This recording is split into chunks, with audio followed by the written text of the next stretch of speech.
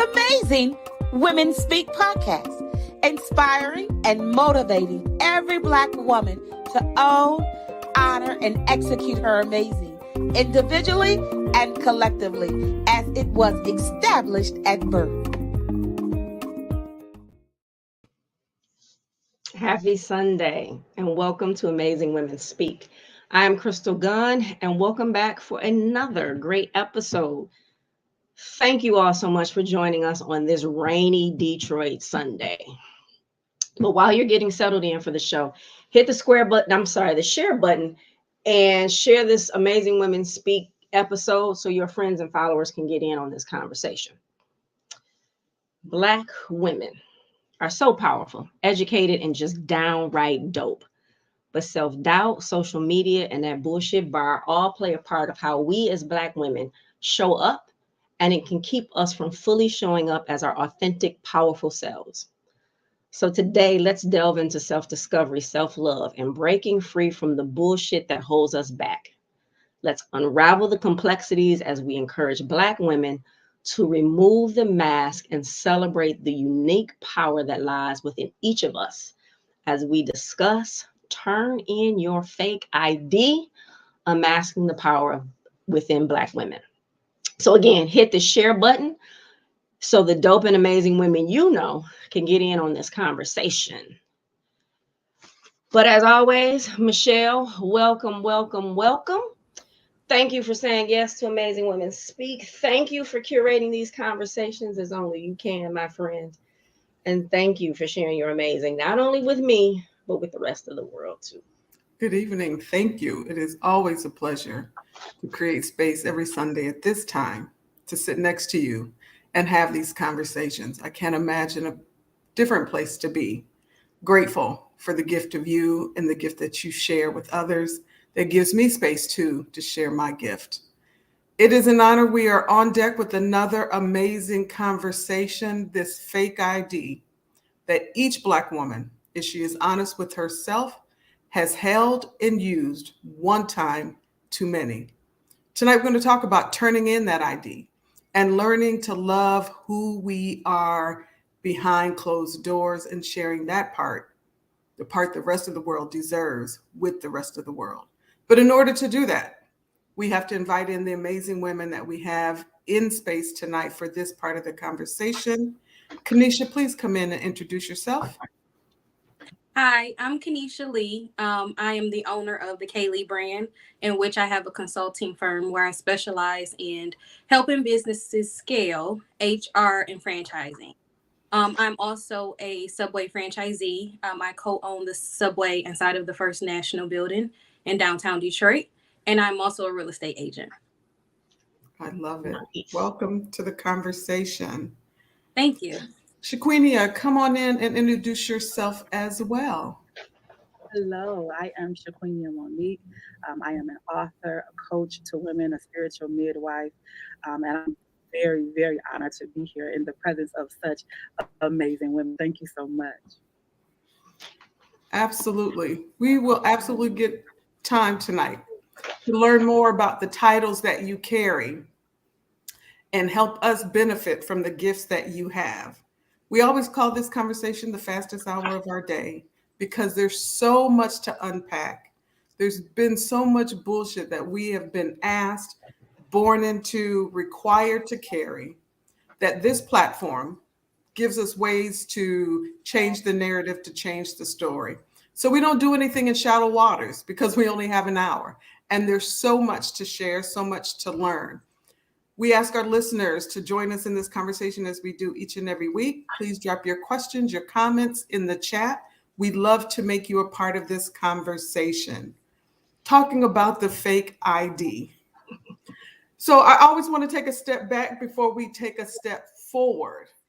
And I first want to challenge you both to share with us the places in where you found yourself willingly, out of habit, utilizing that fake ID to get access to the resources that you needed to do the things that you needed to do. Queen, come on and tell us a little bit about your journey. So I used my fake ID for 38 years of my life. I'm 46 now. And I was 38 before I realized that I was in a major identity crisis, right? So, my name is what it is. And so it's the joke that I have all these nicknames. And for every nickname, there was a persona that went with it, right? I was Sister Irving's granddaughter at church, and so that was a persona. I was Shaq or Moni or Queen to some of my friends, and those all came with personas, right? I was, my children's mother. I was whatever it was, and whatever man that I was attached to at the time. I became a chameleon to whatever I felt like I needed to be to attain the love that I wanted, right? And so as a result, I had no idea who Shaquenia was. Right. As a matter of fact, the only reason that I use my name now is because about 3 years ago, God literally arrested me and said, "Your name is Shaquenia Monique.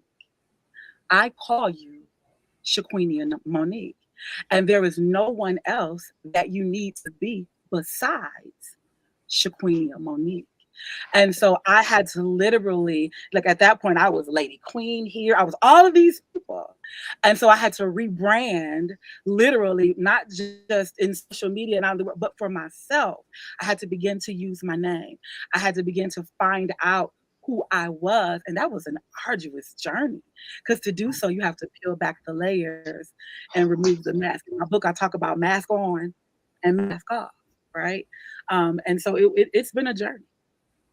Yeah, so we want to learn a little bit more about the cost in a moment, right? For carrying all of those identities and what it cost you, and that it took you 38 instead of 35 or instead of 30 years to recognize that you were cheating the world out of your greatness, holding on to these things in a way that weren't serving you and serving God. Kenisha, tell us a little bit about your journey. Okay, so I've been on this self-love journey for about 4 years now, ever since I turned 30. So for me, it started happening for me when I turned 30. It was something about turning 30 where I walked into another portal or something like that to where I needed to figure my stuff out. So I have a corporate background. I worked for the local corporate subway office for many years. I still have a 9-to-5 corporate job. And I've always had to be the most reserved. I've always had to make sure that I did everything right because I always felt like there was very little room for error for me. I come from a male-dominated field. Most of the time, I'm the only Black person and Black woman at that. So I felt like I could never mess up. So I could never show people who I truly was. So it was, and then for my home life, I was more of a people pleaser. So I was always Kenisha, the friend, or the family member that would always show up, always do whatever everybody needed, no matter what, even if it compromised who I was. So when I turned 30, that's when it was kind of like, okay, I realized what I was doing, and I knew that all of this needed to stop. So yeah, that's kind of been my journey, and these last 4 years have been great. Like it's been literally mask off for me because now I'm able to show up as myself at work, in these rooms, in these networking spaces, in these friendships. And I guess when we talk about the cost, I'll bring up where now me showing who I am, some people that know me for a very long time have a hard time accepting who I am now because I have boundaries. Yeah, so right, we're going to talk about that some more. We also want to unpack a little, Kenisha, of that 4 years, right, which is hard for us to do in 1 hour. But oftentimes the women that join us are looking for the strategies, right? It's not a light switch, right? Like it didn't happen. There's some dimmers that happened along the way. Sometimes we're great at it. Sometimes we're not so great at it. So I want to invite you back to that part of the conversation in a minute. But Shaquenia, I want to come back to you around some of that cost, right? Like you mentioned multiple identities. Some of them, right? Like we have to own when we become a mother, right? And still, even in that, you have to lose a little bit of who you are to fulfill that role, right? And it wasn't like a punishment or something that you wouldn't have chose to do. And yet we give up a little part of us each time with every identity, whether it was put upon us or we went and obtained it. Tell us a little bit about the cost. For me, there was major cost. I think the biggest one was realizing that I had birthed my children through a bruised birth canal, right? So that means now what I was carrying, I birthed into my children. And I was not effectively parenting them because how could I? And I didn't know who I was, right? I married twice. Okay. But how do you marry and be successful and you do not know who you are, right?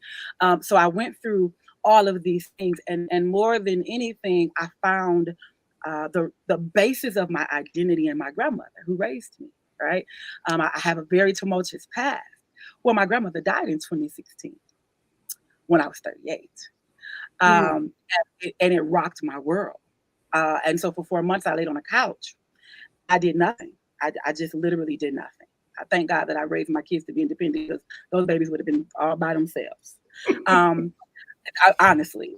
But, one day I got up when, they were turning off utilities and things. And I was like, okay, well, I can't let the kids be in the dark. Let me get my life. And I began to walk this journey. Somebody talked to me, a pastor, and he looked at me and he said, I need you to be okay with the process. And I said, but I don't understand what that means.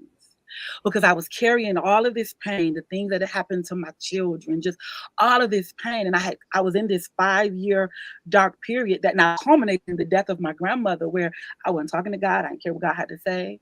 Oh, girl, you need to pray. No, you pray. I'm good on that. Because he obviously ain't hearing me. Right. And so I had to figure out that all things work together. And that's a real finicky scripture because, Lord, what do you mean all things? The rapes and the molestations, the beatings. What do you mean? I need you to clarify this thing for me. All things. And he didn't clarify. All he said was all. And so I had to learn how to delve into those things that had happened to me and say, how could this work for my good? I don't understand because the pain is so great. What do you mean? Well, I understand now that everything that I went through had absolutely nothing to do with me, but it was so that I can sit on a platform like this and look at somebody else and say, baby, all things. I know they hurt you. I know they did, but baby, all things, because if I'm not reaching back to grab my sister, what am I here for? If I can't help her walk through the muck of her wilderness and unlock the prison of her pain, what am I here for? And so once I figured out, Queen, it's not about you. And furthermore, those ain't your children, no way. They belong right. And that was the hardest lesson for me. What do you mean they don't belong to me? Huh? And so when he began to show me, literally, they don't belong to you. When my 13-year-old daughter was trying to commit suicide. Come on here. See, it got real. And I had to say, okay, you know what? That's your baby. You're right. That's your baby. And I'm going to need you to make me some promises about your baby, right? And so you have to, but you can't get through it without going through it. Yeah. Right. Yeah. That's powerful. So for those of us listening, anybody that missed church, here's your service right now. I'm going to tell you, that's a powerful word and really a way of thinking about turning, right? And being able to still hold those roles while turning in the fake identity and really identifying who you are and finding self-love. There is power in that. And so many times in these conversations, we've talked about the gift and the challenge of standing in front of the mirror and acknowledging those things, right? That work, that I work that we have to do. So Kenisha, you talked about the last 4 years, your focus has been around self-love. How did you get there? What was the road? Like I said, it's not a light switch. So what are some of the things that you tried on? So there's a series of things that happened, I would say, in the last 4 years. And one of the things that kind of triggered off my self-love journey and my healing process was I was in a very bad relationship. So heartbreak was one where it forced me to take a deeper look into myself, into what I was accepting, and who I thought I was, and who I knew I wanted to be, and who I thought I was, and who I knew I wanted to be. It just, the math wasn't mathing. So So what I had to do is I had to change my mindset. I realized, and I say this quote all the time: your perception creates your reality. So Mhm. it was like, okay, well, I know who I want to be. I know what I'm capable of. I know my worth, but I wasn't acting like it. I was accepting less. I was just allowing the things that I knew I couldn't allow to get where I needed to be. So I would say the last 4 years for me looked like, first of all, therapy. That has helped. It opened my eyes up to a lot of my relationships, a lot of the relationships that I had with myself, with people, with work. So that was where I learned how to manage and navigate those. And of course, unfortunately, I lost a lot of those relationships. And I was able to see that a lot of the relationships in my life, it was kind of like the same person showing up in different forms. Right. So that was really big for me. Self-love, I created boundaries. I stopped being that people pleaser. Um, it didn't feel good. I mean, I was like overextending myself. I would be that person. It didn't matter if I was tired, it didn't matter what I had to do. I told such and such, or I told whoever I was going to do this. So I'm going to commit to doing this no matter what, no matter how I feel. And I started to learn that it's okay. It's okay if you say no. It's okay if you can't do it. And I started to understand that everybody couldn't be me. So a lot of times I would say, like, I would want my friends or certain people to be exactly who I was to them. And I realized everybody has a different capacity. So it was more so like, okay, you may be my friend, but you may not be the friend that I could go out of town with, but Right. you could be the friend. You're the friend that is there when I really need you. So I started learning how to manage the people in my life and really manage my own expectations, because at the end of the day, all fingers were pointing back to me. It was the way that I was perceiving everything and everybody. And let's see.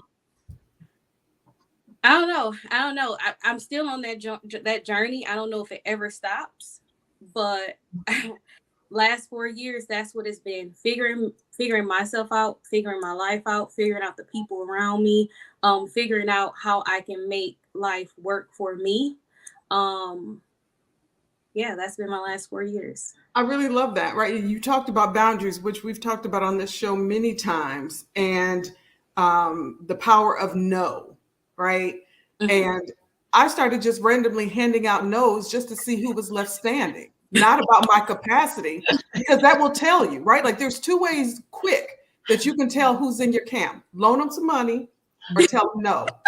That's it. Right? You'll quickly know what's left for you, right? So I really appreciate you lifting that up and talking about the importance of boundaries and really recognizing, again, it's amazing how loving yourself will frustrate somebody else because the way you love you is no longer serving them, Mm-hmm. right? Like that, it's so very powerful. So a couple of categories, Crystal, please jump in. A couple of categories I really want us to help folks think about, right?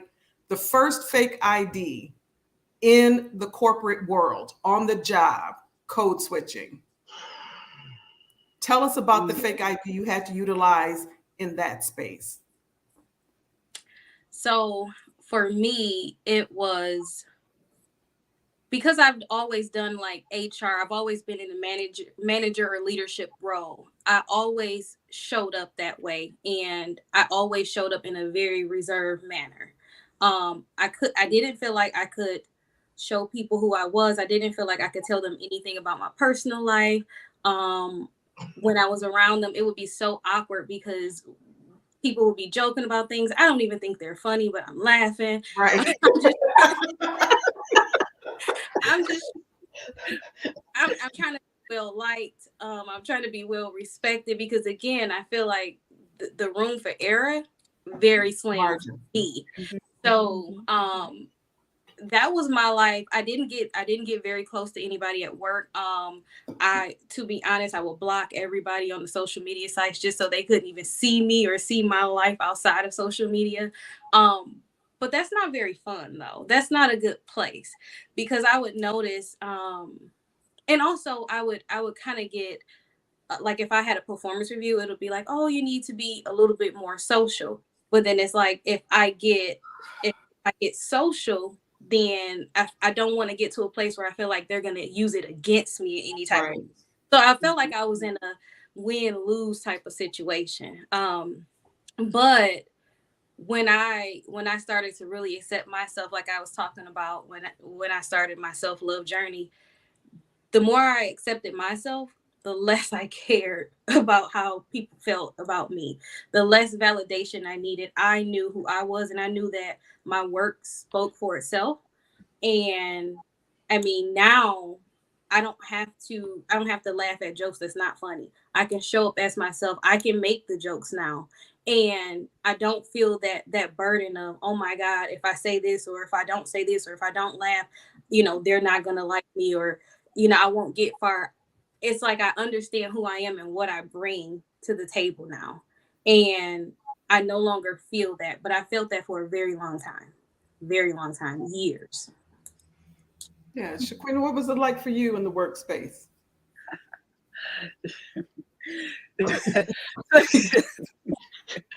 So you have to know me to know that I am a whole personality, right? And I, regardless of whatever my identity crisis was, I've just always been a personality.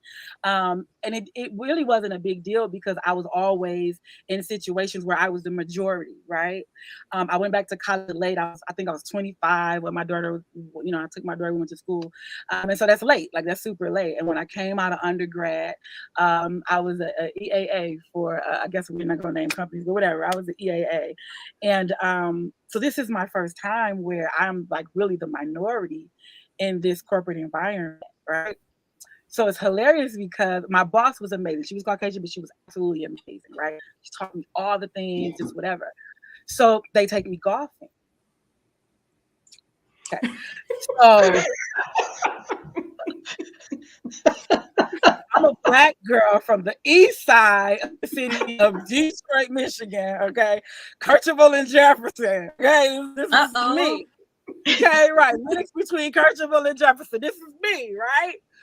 And I go to golfing and in a two-piece denim suit with brownstone butterfly on the back of the jacket and a rhinestone butterfly on the back of the butt. Girl, let me tell you, I was cute. Okay, my love. I was like, why are these people looking at me like this? Like,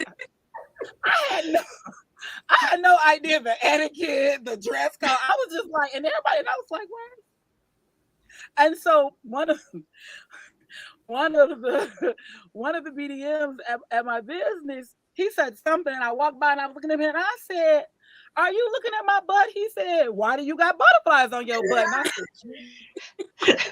said, so needless to say, the next time, because they took me again, my boss at that point though took me and like bought shoes and shirts, like all of the things. And that was my introduction to understanding that you can be you, but you can't really be you, right? So, Right. You stifle the way that you laugh. You, like Kenisha said, you chuckle at a joke that you don't even really get or that you get, but it's not funny at all. You go to these work events where their version of like drinking and having a good time or whatever is completely different than the version that you were. And so you're like, I don't even like, I'm not going to have a drink at all because I don't know what to do here because I got to see you tomorrow. Right. So I had to like figure my way through. And because here, yet again, what happened, Queen? It became another identity. Right. So these people called me Shaquenia. Well, nobody called me Shaquenia, but these are white people. Of course, they're calling me Shaquenia. So they called me Shaquenia. So Shaquenia became another identity. It was also right. It wasn't who I really was, but it was the chameleon that I needed to be in this environment with these people who looked at me, and I needed to be smart and effective, and I couldn't just be good. I had to be great. Why? Because I was a Black girl. So the white girl could be good, but I had to be great. I could not make mistakes, and not only could I not make mistakes, but I needed to be innovative. I needed to be all of these things. So here comes the pressure. And I'm still a new wife and a mother of a 5-year-old and a newborn baby. And my husband the marriage is already rocky. And I got all of these things going on. And I got to go to work, mask on. Hey, how you Right. doing? Oh, really? Right. Oh my goodness. Right. And so that was Right. my interest. So I'm a little bit you guys are senior, just a Mhm. little. And so it was really different. I was vice president of a credit union, and I was in Oakland County, and credit unions have chapters. So it was the Oakland County chapter of credit union, and I was the only Black in every room, every single room. And so you come in, and one one of my first duties was firing a white guy who said he didn't want to work for this Black bitch. Yeah, yeah. So it was that, and then it was, this middle-aged white man who was the CEO who hired me, and I did all of the things, but it was also that same CEO that after a few years, when I was at a credit union in a predominantly Black city and police, city, and fire, it was okay, who is this Black VP over at the credit union? So then his insecurities kicked in, and I was clear. I didn't want his job. Never. I didn't want that whole thing. So again, it winds up being one of those things where, like you say, mask on. And that set a standard for me that I never let anyone in at work. I never had the pictures on my desk. I never had, and it became like a thing. I had a fork, you know what I mean, and a cup, and that was it. And I said, because when it's time for me to go, I don't need a box. I just need to be able to go. But walking through that, and it kind of just changed the way the rest of my corporate life ended, because I was like, I can't let these people get close to me. And then I was always the one who I have to explain to you how to deal with us. Right. Right. Yeah. Right. Right? Because you don't get it. And you think okay, well, I'm not going to let you think something negative. So I'm going to explain to you how to deal with us. Yeah, and it's right, like it's that ongoing battle, if you will, of sometimes it is a requirement. It is necessary for survival Yeah. for us to enter into a room not as our full selves, right? And our goal is to make that time temporary, right?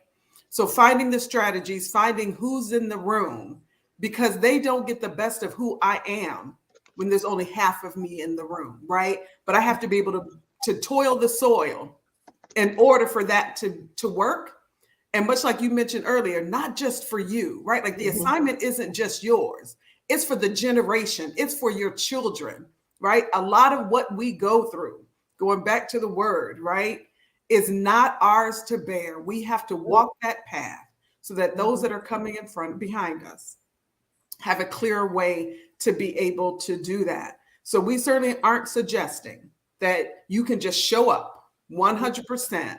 We want you to first recognize the spaces that you're in and create the strategies, because once you learn who you are, right, the world benefits from the gift of who you are, but you first have to know that, right? Yeah.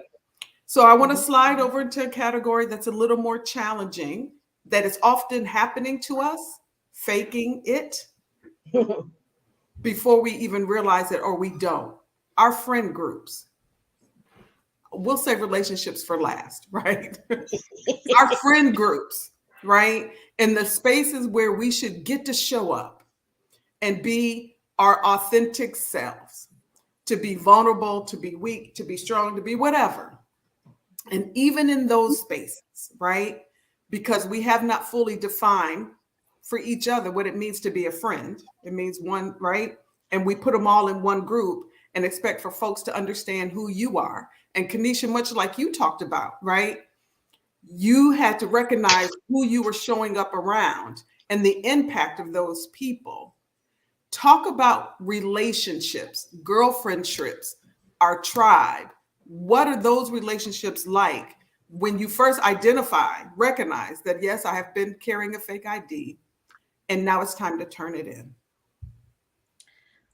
Ooh, so when I first identified I was carrying a fake ID. Um, and I started to be more of myself. And like I said, I talked about the boundaries, and that's where it became hard because I lost a lot of friends. I realized that You moved a lot of people out of your way. I like Rephrase. that. Yes. Mm-hmm. I moved a lot of people out of my way.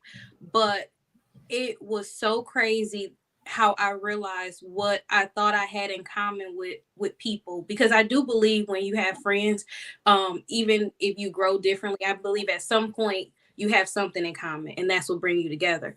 So looking at the friends that I had and realizing that I was no longer aligning with them, and I was no longer interested in the things that they were interested in doing, and being the friend that they were used to me being, Mm. it got very, very, very uncomfortable because I became more direct. Whereas before, I would hold everything in. People would hurt me, people would make me upset. I would just hold it in. I would hold it in. Okay, when I established these boundaries, I call her Kaylee and Crystal. That's why I put Kaylee on the screen. That's my adult alter ego, but I call her Kaylee. So Kaylee is more like she stands on business. So I started to be more direct about how I felt in a respectful way, because I know how to talk to people. I know how to reach people without disrespecting them. But for some groups of some friends, with some formal friends, it didn't matter how I approached them. They couldn't handle me being direct and me holding them accountable at all. Right. So that's when I realized, as much as it was hurting me, to let them go, I had to. And we're talking about, at some point, people you grew up with, you don't always grow with. It became very hurtful. And I mean, I just realized it kind of is what it is. Like, I don't hold a negative space for them. Like I like to say, no beef, but I just knew that I couldn't hold the same space that I used to. So I don't know. That has been like very tough for me. Right. Yeah. Our girls, right? Yeah. Like the place again, Right. you're supposed to be able to be soft and have real conversations. And yet we find ourselves holding, right? Swallowing. And the space is supposed to be the safest, right? And it's costing us. And that trickles, and we end up bleeding on folks that didn't cut us Yep. because our girls, that space, right?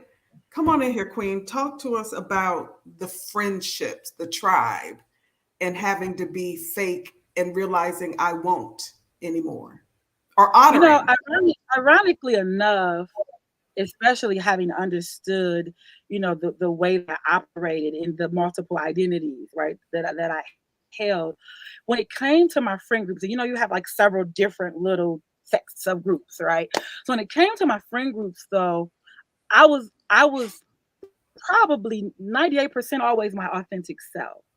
And let me explain. I understand now why that could be. And it's because of the call of my life, right? So God was even then kind of getting me ready for where he has me now. Here's the thing though. So I've always been the call. Everybody calls me. My phone rings even now, 2, 3, Right, 4 in the morning. Doesn't matter. Something going on. I need you to pray. Oh, something going on, right. whatever. So that's always been me. So I've always been the shoulder. I've always been the arm. I've always been the one that could kind of walk them through a thing. Probably because I've been through so many things, people felt safe with me. And that's a great thing. So two things happened though. Number one, I don't always have a space where I feel now that I can unload, right? When lifing for me, because I'm like, oh, well, everybody's looking at me.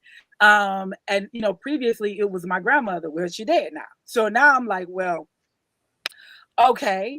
And then the other part became, because again now I am who I am. That part kind of has never changed. I'm a character, I'm full blown, I'm very honest, I'm very direct. I'm give you all of me. And when I'm passionate about a thing, it is very obvious to know that. And so what I found was in the moments where I tried to maybe slide over the persona of being the call. people didn't understand me in that area, if that makes sense. And so my jokes didn't make sense. They were, oh, I'm being offensive. You talk to me every day. What are you talking? Like things like that. Like, it was like I could never come off of it. Like I have to stay here. I can't be comfortable. I have to stay right here. It's always like I always had to be, and I'm not, pedestal is the wrong word, but I don't feel like thinking right now. But it was like I always had to be above reproach for whatever reason. And if I came down, if I had a bad day, if I felt like I was doing something wrong, or they were looking at me differently, or sometimes things that I said, very simple thing. I mean, and it would be somebody's offended. I'm like, offended. One of the other friends in the group will call and say, yeah, listen, she upset. Why? I'm very confused for that. And so then that's when I began to pick up the fake ID. Well, you know what? I'm just, okay, what I'm not going to do is joke. What I won't do is I just won't be my full authentic self, because apparently you can't handle it. And I really don't know what that means, because especially, listen, it took me 38 years to realize that I had value. It took me 38 years to see my worth.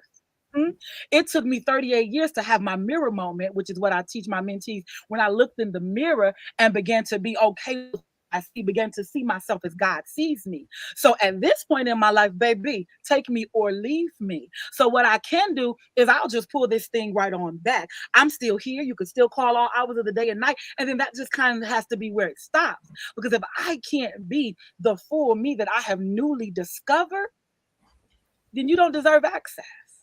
But I had to learn that. I was still trying to give access. And here's a very important lesson that I'm still learning. Know when it's time to walk away.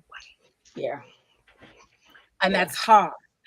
When you're a nurturer and a lover, when you care for people, when you're always the call, you never want to leave one of your babies on the side of the road. Right?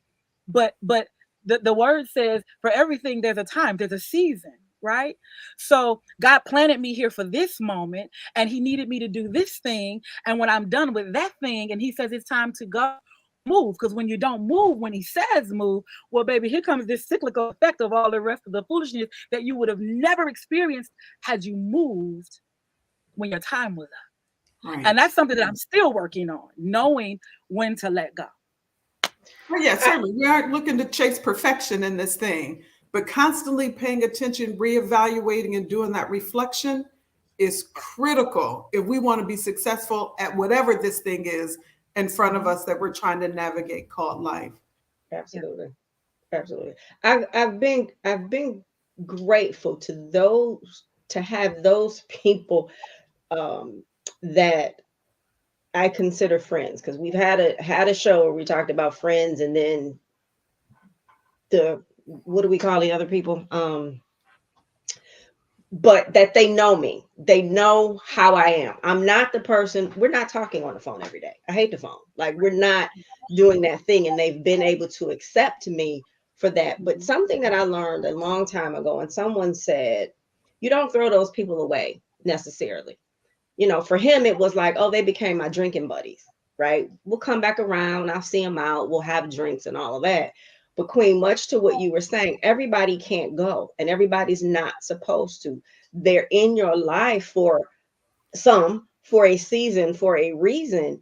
And I think we also do ourselves as well as them a disservice when we try to hold on to them for longer than they're supposed to be in our lives anyway. Right? Not only can they not go, it is not your job to ready them. Correct. To drag them along, because you see more for them than they see for themselves. I love you, and I will come back around and check on you. Yeah. But I am not pulling the unwilling. Nope. As Black women, we have to stop feeling like that's our task in life. I can't leave them behind. And the other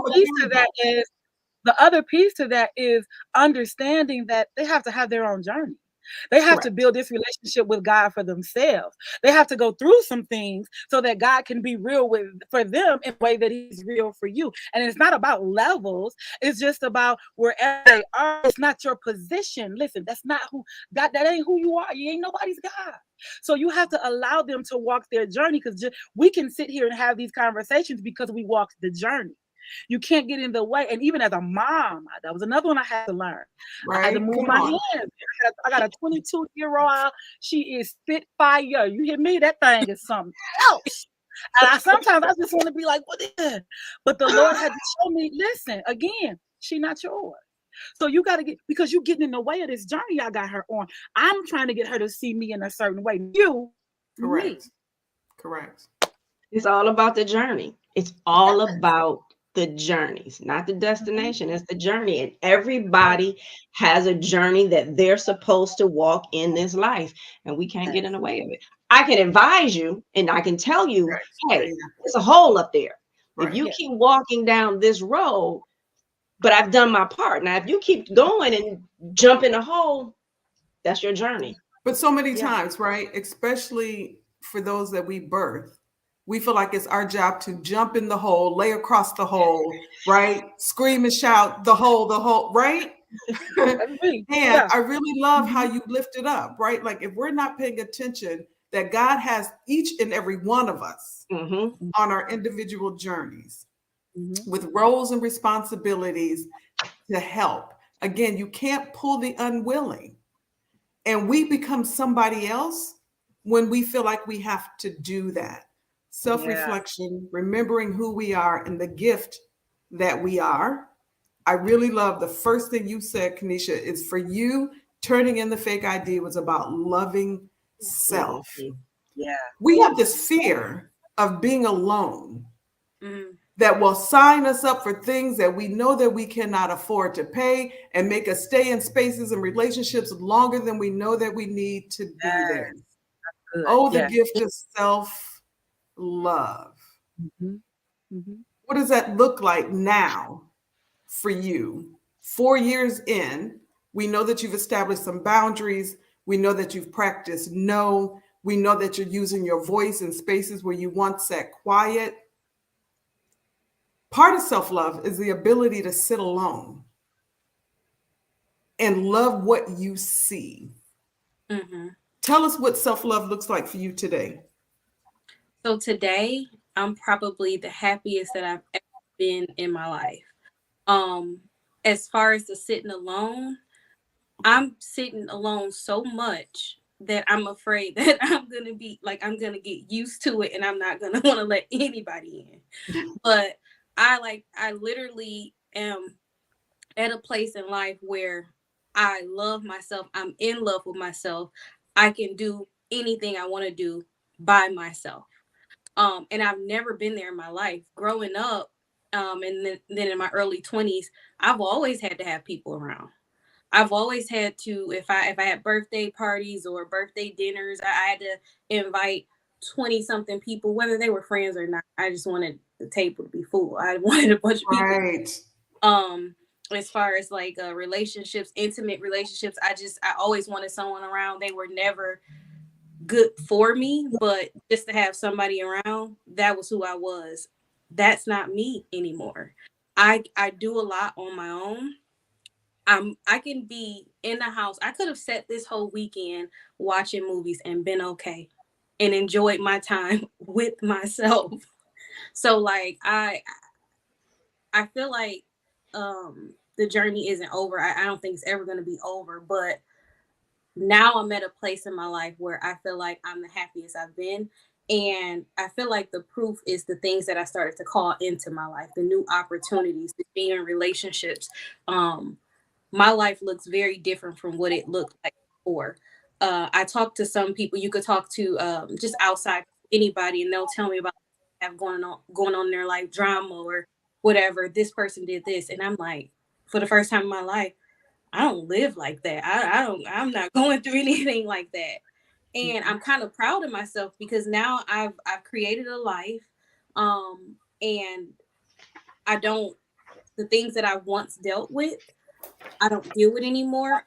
Feelings that I once had toward myself, I don't have those anymore. So I would say I'm the happiest that I've ever been. So I told you the fastest hour of the day. We've got 15 minutes and we still have one more bucket, right? The relationships, how we show up to get in the door, to be in the relationship, to feel like we have the love, the power to change them, him, she, however, right? Mm-hmm. Let's talk about relationships for a little bit as we begin to wind this conversation down. Oh, the fakeness to get what we thought was real love, right? Come on, Shaquenia, talk to us. Let's hear. So, and I'm going to talk about the now, right? Because I feel like everything that I've already said explains how I dealt with it in the before, right? And so the now, we briefly just talked about isolation a little bit. And God literally had me in isolation for about 18 months. I was in Pine Bluff, Arkansas. You know it have to be God, because who goes to Pine Bluff, Arkansas? Correct. I'm in Pine Bluff, Arkansas, teaching high school. I am not a teacher, so we'll stop there. Okay, so it's all of the things. But when the Lord plops you, right, he plops you. And I had to learn literally that lonely and alone are two different things. Right? Because I've had 2 failed marriages. And it used to be I couldn't even say that without tearing up, because I thought it was failure on myself, right? And so now I'm like, well, Lord, I want to be a wife. I want to do all of the things. Like I don't understand. Like, what's the Lord, I'm old at this. I'm almost 50. Like, I'm saying, what are you doing? Right? And so you go, oh, I want, and he literally sat me there. Because if you don't know how to be intimate with him, come on here. If you don't know how to look for your needs in him, you'll never be able to successfully or effectively have a relationship with just a man or a woman, but anyone, right? And so I had to learn how to deepen my relationship with him. It was real surface. It was giving real surface for a while. But when God is all you got, nobody but you and when everything around you is falling and failing and you don't understand why, well, Lord, you told me to come here. Why would you send me here for everything to go haywire? And he said, so that you could put your eyes on me. Right. So now when you take all of this up, right? So, okay, Queen, baby, you got work. Come on here. Baby, you got that. You are the prize out here in these streets. Don't let them tell you nothing different. Okay, now you understand that you can sit in a space alone. Like, baby girl, I will lay up in my onesie with my snacks and my movies. My friends can't stand me. I don't go nowhere. My friends, Queen, are you coming? Yeah, I ain't going. They know I ain't going. I'm the friend that you call when life is falling apart and I need to show up. I'm there for that. I'm not coming to the party though. My friends can't stand me. I don't care. Right? I'm okay. I've gotten to this point where I'm okay with that. Right. And so now I literally don't have a representative. And that's so important. Correct. Because people start these relationships with a representative. I don't have one. So what you see is what you get. There are no filters here. I say what I mean what I say. Sometimes I'm a little bit abrupt. I can be loud. I can be emotional. You're going to take all of that or not. But what I'm not going to do is mask who I am, because how do we begin an authentic relationship, friendship, anything, right? This is familial. This is all of the things. Right. If you don't know the real me, if you don't know how I handle offense, if you don't know, listen, the name of my book is Bondage, Betrayal, Offense, Neglect, Disappointment, Anger, Grief, Emotion. If you don't know how I handle these things, then how can we build a foundation? Because if we don't have a foundation, it's not going to work anyway. So I don't have a representative. I show up as me. I'm Shaquenia Monique, queen to most. It is what it is. You like me or you don't. It's cool. But if I have to, and I had to come to this space as a single woman and say, Father, if my portion is to be by myself for the rest of my life, as long as you don't take my anointing, right? As long as you don't walk away from me, then if that's the journey that you need so that I can be the vessel that you created me to be, I'll take it. That is a hard statement to make for a person like me who I don't do well alone. I don't do well out of relationship, but I haven't been in a relationship since 2019, and that one was just a couple seconds. I haven't, and you have to know that that's like me. It's always somebody over here in the pocket. I haven't, and I had to learn how to move without needing the relationship. See, I felt I needed it to be whole. I needed it to be safe. I needed it to be protected. I needed it to be loved. But when I learned how to find that safety, that protection, that love, all of those things, come on here, it changed the game for me. So Right. now I'm like, you know, I met a guy, I'm like, oh, you know, I could take him, I could leave him. I think I want to keep him. But Lord, what you say? Lord, I ain't trying to mess it up no more. And that's the difference. But let's be clear though, we can only do that when we find out who we are and we love ourselves. Absolutely. You can't show somebody how to treat you and how to love you when you don't love yourself. Yeah. It's right. absolutely impossible to do. And right, like much like you talked about in your book, right? Like that person needs to see you, experience you in all of those seasons. You need to get clear on experiencing you in all of those seasons in order for you to be able to communicate how somebody needs to show up for you, how they need to handle you or not handle you. Yeah. If you don't know how you respond in different seasons, you certainly aren't in a space without sending a representative, right, to be able to make that relationship work. Steve Harvey had the show, the movie, Think Like a Man, Act Like a, right. However, in that thing, he had this 90-day rule, right? And he had it for the reasons that he had it. And I often will tell folks who want to, guys who want to, whatever. Yeah, it's nothing for 90 days. Not for the reason that Steve Harvey had in his book, but I need to know why God put you in my life. And if we start doing the things, I'm not going to ever figure that out, because then it becomes the things. And if I need to know, was it for business? Was it for a lesson? Was it to connect me to somebody? What's your purpose? Right. And those 90 days really, and I'm, I can be a little funny style. So I typically know in like that first session, like, okay, well, this ain't about to be that. However, part of the problem is you call it dating a session. Like, let's just start there.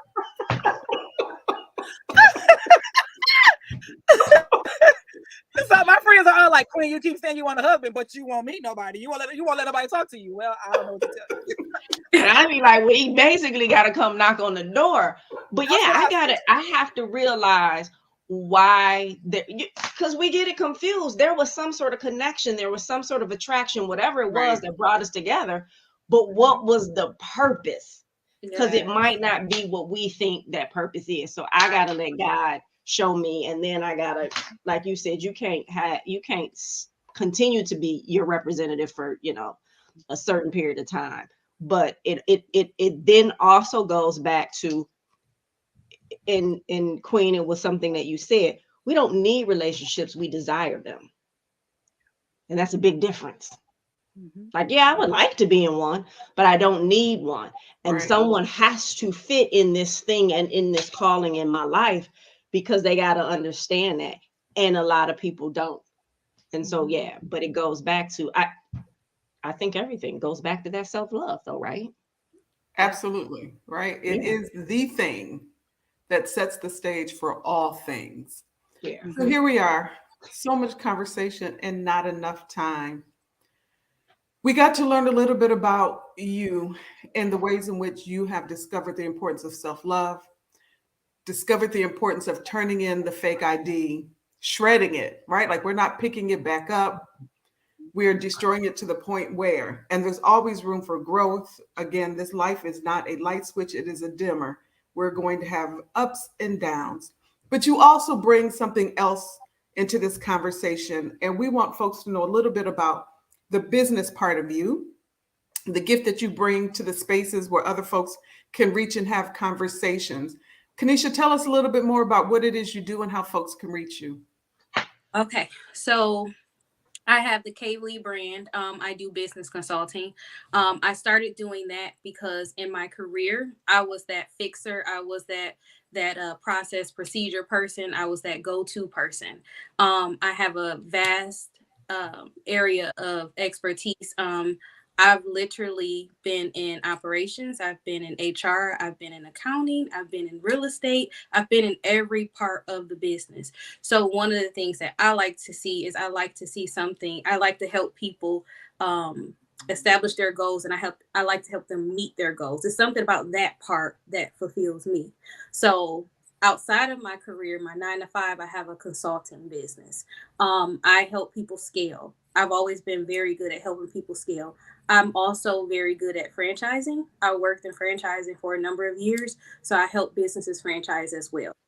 Um, I am also a real estate agent, um, primarily commercial. I'm going to step into the residential side pretty soon. So that's what I'm doing now. And I'm also a franchisee, a Subway franchisee. So everything that I'm trying to help businesses do, I've already done before. Give us Um, your location again so we can come and visit. yep, for sure. Downtown Detroit, inside the First National Building. Yep. And where I could be reached on Instagram and Facebook is the Klee Brand. Thank you.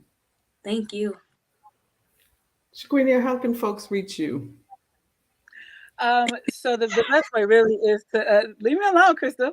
So my website is smoniquenelson.com. I kind of it all melds into one big thing. So I am a certified life coach. However, most of the things that I do with my women, I call it breakout coaching. Like I said, the name of my book is Bondage, and the Lord just kind of showed me how, as women, the majority of us are stuck in those areas, in one or mostly all of those areas.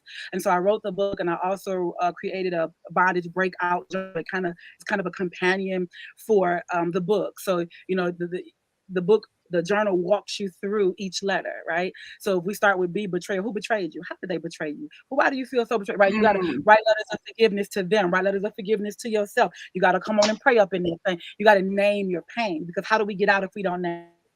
And right now, of note, I am teaching I created, because God loves to stretch me, and His sense of humor does not belong to me, but okay. So I have created this 12-week transformational course. It's called Modern Day Mary's The Metamorphosis. I heard the voice of God a few years ago, and He said, "You are going to birth my modern day Marys." And I didn't understand what that meant at the time. So God has walked me through creating this course where I want to bring you in and walk you into your cocoon, because you have to be there for a while. And while you're in that cocoon, we're going to name your pain. We're going to purge that pain. We're going to forgive for that pain. And then we're going to talk about the Marys that are in the Bible, and because we don't think about these women, and we're going to talk about their attributes. And then I want you to begin to see how you have some of those same attributes, and not just the Marys, but some of the other prominent women in the Bible who tend to get forgotten. But I want you to we're going to look at how, they talked about Mary Magdalene, and they called her a prostitute. She was never really a prostitute, but that became her claim to fame. But oh, look who she became. Like, oh, look how it changed. So we can walk through this thing. So when you come out with your wings, you can see the arc of who you are and what happened. And so listen, God is amazing. And so it's all on the website, on all of social media. I'm either S. Monique Nelson or Shaquenia Monique. You can find me in all of the places. Again, my phone is all day and all night. I literally will talk to anybody and everybody, because it is a call and there's nothing I can do about it. So listen, I'm here. You need me, look me up. Love it. Crystal. It never ceases to amaze me how these conversations roll out, how Michele will curate and craft these conversations and the things that our guests add to it. I've said on another episode that, we come up with these titles, and I ask the guests to pick the titles that they want. And it's always so remarkable when you share your stories and how they bless somebody so much. So I thank you both for your transparency. I thank you for your stories. I thank you for what you bring. And I thank you for the ways that you love yourself, because that is where it all begins and where it all ends. So keep doing that thing. Michele, thank you so very much. Again, I couldn't do it without you. So I appreciate that you are here, that you show up and you do what you do, again, like nobody else could do it. Thank you so much.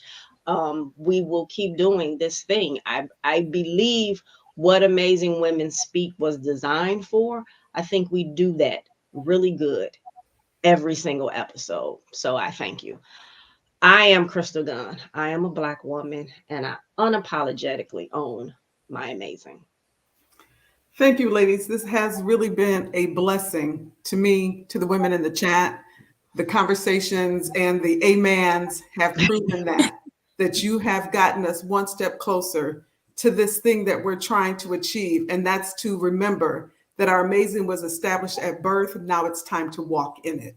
So thank you for your contribution to that gift. Crystal, thank you, as always, for being obedient to the call that God put on your life to create a platform where we get to uplift and encourage.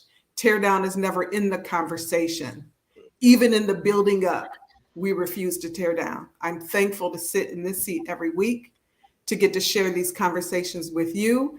And I want to tee up, please, folks, join us on the 17th when we go behind the mic and we get to learn about the one and only Crystal Gunn. I'm nervous, y'all. I'm nervous. I'm excited. So please join us for that epic I am there. episode. I am there. I want to leave each of you with what I tell my clients every Monday at the end of training. In the spirit of loving yourself, give them all they can handle and let them choke on the rest. My name is Michele Harper. I am a Black woman, and without apology, I own my amazing. Shaquenia. Listen, thank you so much for, first of all, for your platform, because it is amazing and it is needed. To the women, I say two things, and this is what I say almost all the time. Number one, don't skip steps. You do yourself a disservice when you skip steps. Number two, finish a thing. So often we begin things get hard and we don't finish them. So we have all of these unfinished strings. Finish a thing. My name is Shaquenia Monique. I am a Black woman, and I will forever own my amazing. Yes. Kenisha, come on and wrap us up. I'll just start by saying thank you for having me. Just want to leave a quick tip, something I swear by. Your perception creates your reality. So remember, thoughts become things, and be careful how you're speaking and how you're speaking about yourself. Right. Kenisha Lee, and I'm a Black woman, and I own my. Please find Amazing Women Speak on Facebook, YouTube, Twitter, LinkedIn, and Spotify. So whatever your favorite platform, like, share, and subscribe to Amazing Women Speak. And then please take a look at the past episodes. We do good work here. You will find something that speaks to your soul. I absolutely promise you that. And then once you do, share them with your friends so that they also can be blessed by these incredible conversations and get to know these incredible guests. As Michele said, we got 2 episodes left. Release the Guilt on the 10th and Behind the Mic on the 17th. I'm telling y'all, I'm nervous. But after that, we'll be on break until January 7th of 2024, y'all. It is the end of 2023. I swear it just seems like it was January. Either way, mark your calendars and be sure to join us next Sunday for Release the Guilt. See you next time.